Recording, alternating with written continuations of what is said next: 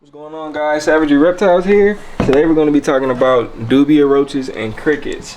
Would you ever keep roaches in your house? Probably not, but these guys need to be fed to the bearded dragons.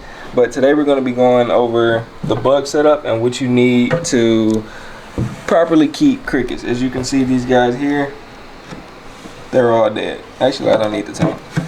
You can see, they're all dead. They're all crunchy. They're done. Underneath here, here, I'm not even sure what this is. Yeah, they're all done. So in order to keep crickets properly for your bearded dragon, in order to keep crickets properly for your bearded dragon, you need a nice substrate layer.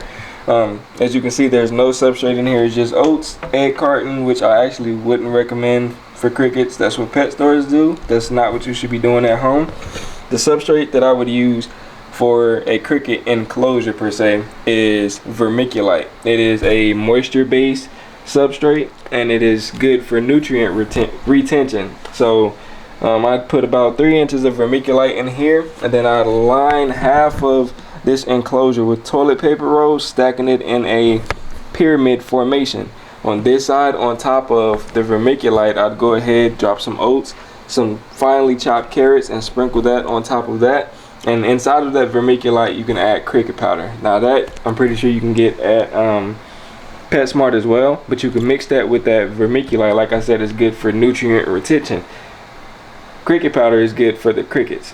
It is a nutrient for them, so if you're mixing that in with that vermiculite, they're getting that nutrient from there. And what are crickets naturally attracted to? Moisture. So if there's no moisture in here, of course they died off. So you need a nice moisture substrate and nutrients for them to thrive. Again, no light, because they don't really need light. They're attracted to moisture and darkness. The only thing that I would kind of give them that option for is natural sunlight. So again, that 12-hour day cycle, just like you got reptiles at home, you can do, the sun comes up and then as soon as the sun goes down, the light's gone. So other than that, it's pretty simple to keep crickets. That substrate also gives them that opportunity to breed as well.